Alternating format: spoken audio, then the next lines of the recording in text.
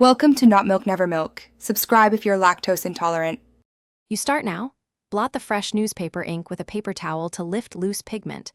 Avoid rubbing because that spreads stain. Once done, mix 1 TSB dish soap with 2 tablespoon water to make a mild solution and test on a hidden seam so you know the fabric tolerates it. Make sure to have rubbing alcohol and 3% hydrogen peroxide ready. These are your active solvents. This immediate response prevents ink from setting into fibers, which is why speed matters. You now tackle the stain.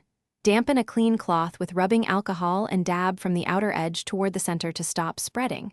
The alcohol dissolves the oil-based press ink.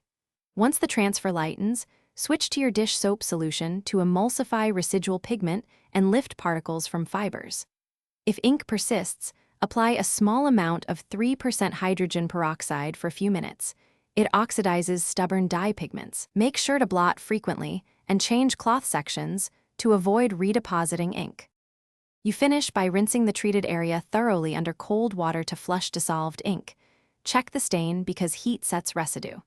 Once the mark is visibly reduced, launder normally following the garment's care label and air dry.